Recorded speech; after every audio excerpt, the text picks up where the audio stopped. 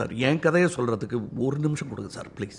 Tamil cinema எத்தனையோ நடிகர்களை பார்த்துருக்கு, தூக்கி வச்சு கொண்டாடி இருக்கு. ஆனால் இப்படி ஒரு கருப்பு தங்கத்தை அது வரைக்கும் பார்த்ததில்லை. வில்லனா மிரட்டி, ஸ்டைலில் கலக்கி, நடிகராக உயர்ந்து, நடை உடை பாவனைகளில் தனக்கென தனி அடையாளத்தை உருவாக்கி அவரை தமிழ்நாடே தாளாட்டி வளர்த்துச்சு. அகவையில் பவள விழாவும் கோலிவுட்டில் பொன் விழாவும் கண்ட அந்த 1950 மாடல் கார் இன்னமும் நிற்காம அதே வேகத்தில் ஓடிட்டே இருக்கு. அவர் தான் the one and only super star Rajinikanth.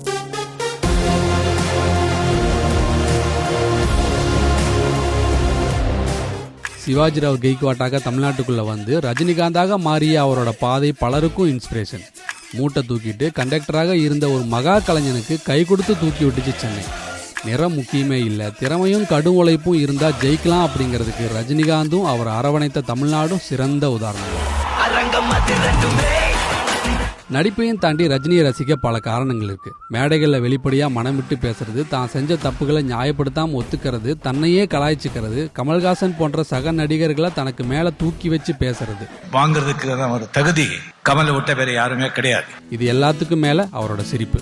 1 மணி நேரம் உரையா இருந்தாலும் சலிப்பு தட்டாம கேட்க வைப்பாரு ரஜினி.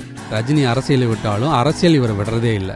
இளைஞர்கள் பக்கத்துணையுண்டு, உடன் வர மக்கட்படையுண்டு, முடிவெடு படையப்பா போன்ற பல பாடல்கள் அவர் அரசியலுக்கு வர சொல்லுச்சு. பத்மபூஷன், பத்ம விபூஷன், தாதா சாஹேப் பால்கே விருது என பல 100 விருதுகள் ரஜினியை தேடி வந்துச்சு. சினிமாவில் நடிகர்கள் தங்களோட இருப்பை காட்டிக்கலன்னா காலப்போக்கில் மக்கள் மறந்துடுவாங்க. ஆனா ரஜினியும் 50 ஆண்டுகளா கோலிவுட்டின் ராஜாவா வளம் வந்துட்டு இருக்காரு. 3 முடிச்சு, முள்ளும் மலரும், தப்புத்தாளங்கள், 6லிருந்து 60 வரை, ஜானி, தில்லுமுள்ளு, தளபதி, அண்ணாமலை, பாட்ஷா, படையப்பா போன்ற பல திரைப்படங்கள் எத்தனை முறை பார்த்தாலும் சலிக்காதது. நான் ஒரு தடவை சொன்னா 100 தடவை சொன்ன மாதிரி, கெட்ட பையன் சார் இந்த காளி, என் வழி தனி வழி, சும்மா அதிருதுல்ல, கதம் முடிஞ்சு போச்சு. இது எப்படி இருக்கு?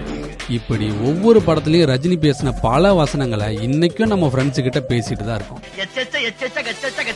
ரஜினி இன்ட்ரோ சாங்க்கு எஸ்பிபி இல்லைன்னா ரசிகர்களே ஏத்துக்க மாட்டாங்க.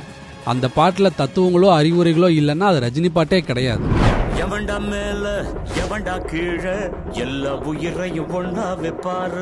வாலி, வைரமுத்து பாடல் வரிகள் எழுதுனா அது கண்டிப்பா ஆல்பம் ஹிட்.